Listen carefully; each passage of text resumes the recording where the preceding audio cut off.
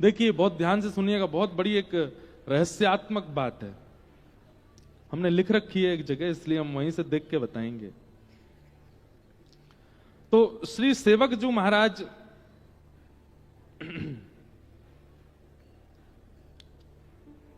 जिनका पूर्व नाम था दामोदर दास जी। क्या नाम था? आप जबलपुर के पास के निवासी थे मध्य प्रदेश में। तो आपके एक मित्र थे चतुर्भुज दास और आपका नाम था दामोदर दास। तो एक दिन की बात है कि श्री सेवक जी नाम इनका बाद में पड़ा, पहले इनका नाम दामोदर दास था। तो दामोदर दास जी, चतुर्भुज दास जी, उन दोनों का सत्संग के प्रति, भक्ति के प्रति, भजन के प्रति पहले से ही बहुत रुझान था। तो कभी भी नगर में कोई संत आते थे, महापुरुषों की टोली आती थी, तो ये दोनों जरूर जाते थे और जाकर के उनके मध्य बैठ करके कुछ चर्चा सुनते थे, उनकी सेवा करते थे। एक बार वृंदावन के कुछ संतों की टोली आई और ये दोनों जाकर के चुपचाप बैठ गए, उनकी सबकी चर्चा सुनने लगे। तभी उन महापुरुषों ने ऐसे निकुंज रस का भाव कहा। निकुंज रस किसको कहते हैं? जहां पर रास विलास, जहां पर प्रिया प्रियतम की अंतरंग चर्चाएं, जहां पर मान लीला, दान लीला आदि आदि लीलाओं का चर्चा का प्राकट्य प्रादुर्भाव होता हो, विशेष रूप से रास का भाव जहां प्रकट होता हो, उसको निकुंज लीला कहते हैं। तो जैसे ही निकुंज लीला का उन्होंने वाचन सुना तो दामोदर दास और चतुर्भुज दास दोनों अत्यंत लीन हो गए लीला में, मानो जैसे खो गए हों। और जब होश में आए तो बहुत समय व्यतीत हो चुका था, पर उनको ऐसा लगा अभी 2 ही क्षण निकले हैं। तुरंत उनने उन संत चरणों के चरण पकड़ लिए, बोले भगवान ये जो लीलाएं आप सुना रहे हैं, ये जो भाव आप सुना रहे हैं, इन लीलाओं का, इन भावों का उद्दीपन कहां से मिला आपको, किसने किया? तब उन संत महापुरुषों ने बताया, बोले वृंदावन में श्री हित हरिवंश महाप्रभु विराजते हैं, उनके द्वारा ये भाव प्रकट किए गए। उसी समय चतुर्भुज दास और दामोदर दास जी के चित्त में आ गया कि हम वृंदावन जाएंगे और श्री हितरवंश महाप्रभु के अनुगत्य को स्वीकार, उनके ग्रहण करेंगे। लेकिन किसी कारणवश नहीं जा पाए वृंदावन, बहुत दिन हो गए। एक दिन उन्हीं संतों की टोली फिर आई और फिर से उनसे चर्चा जब सुनी तो चर्चा सुनने के बाद दामोदर दास, चतुर्भुज दास दोनों ने कहा अब हम वृंदावन जाने के लिए तैयार हैं, अब हम जाकर के उनका आश्रय लेंगे। तभी उन संतों में से किसी ने कहा, बोले भैया अब तो बहुत विलंब हो गया। बोले क्यों? बोले महाप्रभु जी तो भगवद लीला में प्रवेश हो गए। हितरवंश महाप्रभु मान सरोवर, यमुना पल्ली पार ठाकुर जी का चिंतन करते करते ठाकुर जी की लीला में ही प्रवेश कर गए हैं। ये बात जैसे ही सुनी दोनों व्याकुल हो गए। लेकिन दामोदर दास जी तो इतने व्याकुल हो गए, इतने व्याकुल हो गए,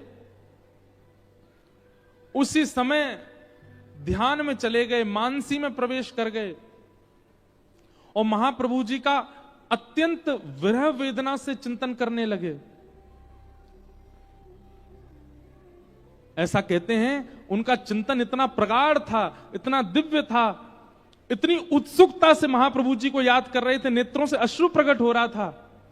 1 दिन, 2 दिन, 3 दिन, 4 दिन बीत गए और 3-4 दिन के बाद तभी क्या हुआ, उस जबलपुर के पास के गांव में जहां के वो निवासी थे, अपने आप श्री यमुना जी प्रकट हो गई, वृंदावन की लता गुल्म पत्र प्रकट हो गए, वृंदावन के सुंदर सुंदर देवालय प्रकट हो गए, वृंदावन जैसी सुगंध प्रकट हो गई, वृंदावन के मयूर प्रकट हो गए, वृंदावन के बानर प्रकट हो गए, ब्रजवासी प्रकट हो गए।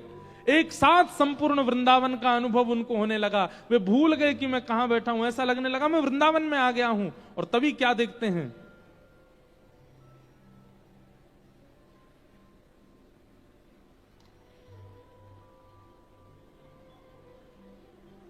बिस्कुट आए हैं, चाय भी आ गई, बिस्कुट भी आ गए।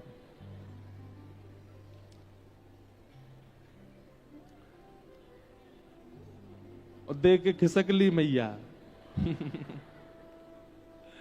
बड़े भोले लोग हैं भैया। क्या बता रहा था मैं? हैं? वृंदावन। हाँ, नहीं, दामोदर दास जी का वृंदावन प्रकट हुआ। ऐसे हम भूल जाते हैं कथा। अब मेरे मुंह में पानी आ गया कि मैं बिस्किट खाऊं।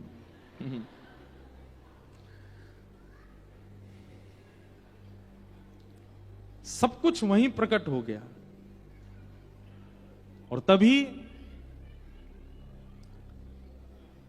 ऐसा पहले भी कई महापुरुषों के साथ हो चुका है और आज भी हुआ है। मैंने एकादों के दर्शन किए हैं जिनके गुरु शरीर से नहीं है, लेकिन फिर भी उन्हीं गुरु से उनको दीक्षा प्राप्त हुई। हितरवंश महाप्रभु प्रकट होकर कहने लगे, अरे क्यों रोते हो, क्यों इतने व्याकुल हो रहे हो, क्यों इतने विरह भाव में? बोले, आप मुझे बिना अपना अनुगत्य दिए अपनी लीला में प्रवेश नहीं हो सकते। आपसे मेरी प्रार्थना है, पहले मुझे अपना अनुगत्य प्रदान कीजिए।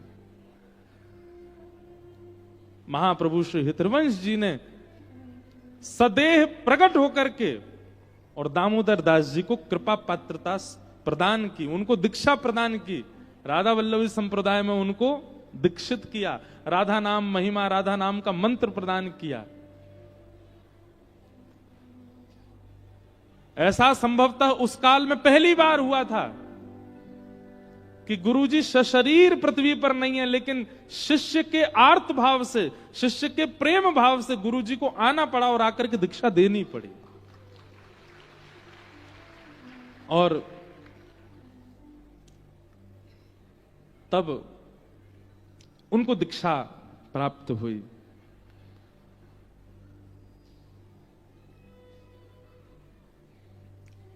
तब उन्होंने महाप्रभु जी के वर्णन में सेवक वाणी का संकलन किया। हमारे राधा वल्लभी संप्रदाय में हित चतुराशी जी, 84 जी और सेवक वाणी, इन दो का पाठ होता है।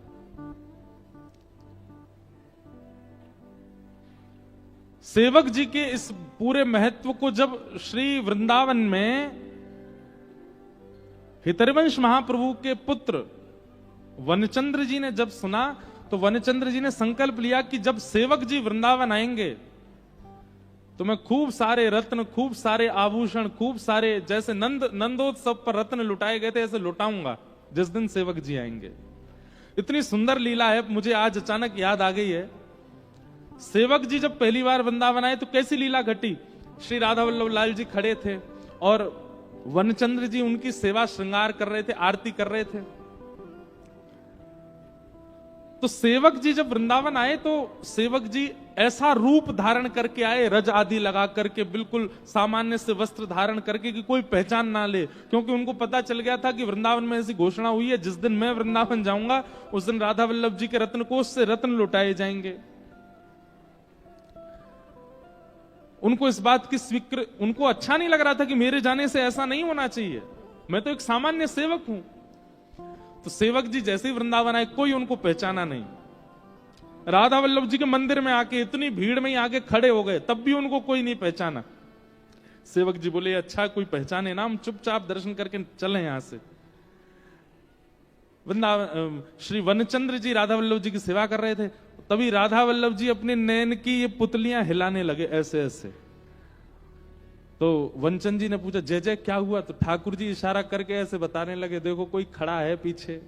और ठाकुर जी ने अपने नेत्रों के इशारे से बताया। जैसे ही वनचंद जी ने पीछे देखा, कहां? तो ठाकुर जी ऐसे नेत्र हिलाने लगे, वहां वो देखो पीछे खड़े हैं, वही हैं सेवक जी, इनका जिनके लिए तुमने घोषणा की थी। तुरंत वनचंद्र जी गए, जाकर के सेवक जी को हृदय से लगा। सेवक जी बोले, आप मुझे कैसे पहचान गए? तब वनचंद जी के नेत्र सजल हो गए, बोले कि भैया, किसी का रूप उसकी पहचान होता है, किसी के गुण उसकी पहचान होते हैं, किसी की वाणी उसकी पहचान होती है, किसी का ज्ञान उसकी पहचान होती है, पर आपकी पहचान तो राधा वल्लभ जी करा रहे हैं, आपकी पहचान तो राधा वल्लभ जी बता रहे। बोले ये खड़े सेवक जी। ऐसे श्री सेवक जी हुए। और फिर सेवक जी ने कहा, देखिए मैंने सुना है कि आपने घोषणा की थी कि मेरे आने पर आप राधा वल्लभ जी के रत्न कोष को लुटाएंगे।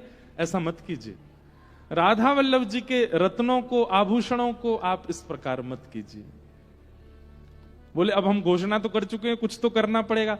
बोले ठाकुर जी पर चढ़े हुए आभूषणों को मत कीजिए, मैं कोई इतना बड़ा व्यक्ति नहीं हूं, मैं कोई ऐसा नहीं हूं मेरे लिए आप ये करें। हाँ, आपने अगर घोषणा कर दी है तो फिर इसके प्रति कोई और लड्डू लुटा दीजिए आदि। तो बोले नहीं नहीं, रत्न ही लुटाने हैं। तो कहते हैं वनचंद्र जी ने नए रत्न बनवाए, अमनिया। अमनिया किनको कहते हैं? जो ठाकुर जी को अभी पधराए नहीं गए उनको अमनिया कहते हैं। अमनिया रत्नों को लुटाए।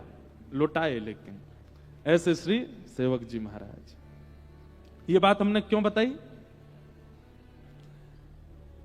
महापुरुषों के प्रत्यक्ष दर्शन हो, सामने बैठ के दर्शन हो, उनको प्रणाम करने को मिले, उसी से ही आपको आशीष मिलता है। नहीं, महाप्रभु शरीर से नहीं थे, फिर भी दामोदर दास जी को दीक्षा देकर के सेवक जी बना दिया। ये बात श्रीमद् भागवत में लिखी है। येषाम संस्मरणात् पुंसाम शुद्ध्यन्ति वैगृहा किम पुनर्दर्शन स्पर्श पाद शौचासनादि भी। घर बैठ के आपके चिंतन में प्रगाढ़ता होनी चाहिए, आपके चिंतन में तत्परता होनी चाहिए। आपके गुरु तो जहां बैठे हो वहीं प्रकट हो जाएंगे, वहीं दर्शन दे देंगे। चाहे आपके स्वप्न में दर्शन दें, चाहे आपके अनुभव में दर्शन दें। कई लोग हमसे कहते हैं आप दीक्षा क्यों नहीं दे रहे हमको? हम सोचते तो हैं कि हम देंगे, पर हमको बहुत डर लगता है गुरु बनने में। हमको लगता है हम कथा वक्ता ही ठीक है। अब कई बालक हमको पता आरोप भी लगाते हैं। बोले आपको आरोप है। मैंने क्या आरोप है? बोले हमको कथा सुना करके कृष्ण भक्त बना दिया, और जब हम कह रहे हैं कि हमारा हाथ पकड़ लीजिए तो आप हमको दीक्षा नहीं दे रहे हो। हमें कृष्ण भक्ति सिखाई ही क्यों जब आपको दीक्षा नहीं देनी थी? कई लोग ऐसे आरोप भी देते हैं। हमारे पूज्य पिताजी महाराज तो कई बार नाराज हो जाते हैं हमसे, परंपरा क्यों नहीं संभाल रहे हो। पर हम ऐसा नहीं है कि हम नहीं करेंगे, पर अभी हमको अपने मन से तो भाव आवे, हमारे लाल जी आज्ञा तो करें। वास्तव में बताएं, चेला बनने में जितना सुख है गुरु बनने में सुख नहीं है। हमारे बाल बाबा महाराज कई बार अस्वस्थ रहते हैं, लेकिन फिर भी यहां देखो कितनी भीड़ लगी रहती है। कई बार बेचारे स्वयं कथा नहीं सुन पाते। क्यों? इतने सब भक्तजन, इतने वैष्णव जन लगे रहते हैं आगे पीछे। और हम लोग, आप लोग देखो कितने आनंद से कथा सुनते हैं। पूरी योजना बनाई महाराज जी ने, महाराज जी नहीं सुन पाते। क्यों? गुरु हैं। लेकिन आज एक बहुत विशेष दिन है महाराज जी। हमारे पूज्य पिताजी महाराज को आज 50 वर्ष पूरे हुए हैं कथा करते हुए। आज उरई में जहां पिताजी की कथा चल रही है वहां उत्सव मनाया जा रहा है। दिल्ली में उत्सव मनाया जा रहा है, वृंदावन में उत्सव मन रहा है। हम लोग भी यहां ऊना में मनाएंगे, आज नंदोत्सव मनेगा। देखो, एकमात्र ऐसे भागवत के वक्ता हैं जिन्होंने कई वक्ताओं को 50-60 वर्ष हो चुके हैं, पर एकमात्र ऐसे वक्ता हैं जिन्होंने 50 वर्षों में इतनी कथाएं कर ली। जैसे किसी से नाप तोल नहीं है, लेकिन जैसे हमारे क्रिकेट में सचिन तेंदुलकर के रन इतने ज्यादा हैं कि कोई पकड़ ही नहीं सकता, ऐसे ही कथा वक्ताओं में, भागवत में हमारे पूज्य पिताजी की इतनी कथाएं हो गई हैं कि एक जन्म में तो वो संभव नहीं इतनी करना जितनी उनकी कथाएं हो चुकी हैं। तो आज इस प्रांगण को भी कई बार पिताजी की वाणी का लाभ मिला है। और हमें पिताजी महाराज बताते हैं कि उन्होंने उस वाले पीछे वाले प्रांगण में भी कथा की है, वहां भी कथा की, यहां भी की, बहुत वर्षों से। और हम पिताजी महाराज की आज्ञा से ही कथा करने आते हैं ऊना में। हमारे महाराज जी से बहुत स्नेह है पूज्य पिताजी का।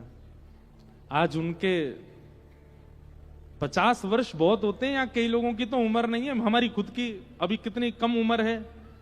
सोच करके हमको लगता है कि हमको 9 वर्ष हुए अभी कथा करते हुए, पिताजी को 50 वर्ष हो गए। लोग कई बार जन्म लेने के बाद जी नहीं पाते 50 साल तक, वो कथा करते करते 50 साल निकल गए। कभी कभी हमें लगता है कि 50 वर्ष तक इतना भागवत को गाया, इतना भागवत को गाया, वो अगर कुछ कह देंगे तो वो काम हो ही जाएगा। हम तो अपने पिताजी से एक ही बात कहते हैं कि पिताजी आप बस एक ही बात कह दिया करो, मैं सदा गिरधर को, गिरधर सदा मेरे, बस मैं आप कह देंगे तो हो जाएगा। ऐसे पूज्य गुरुदेव भगवान को आज 50 वर्ष कथा करते हुए हैं। हमारे पूज्य बाल बाबा महाराज और समस्त ऊना वासियों की ओर से और यहाँ के सब भक्तों की ओर से पूज्य गुरुदेव भगवान को बधाई हो।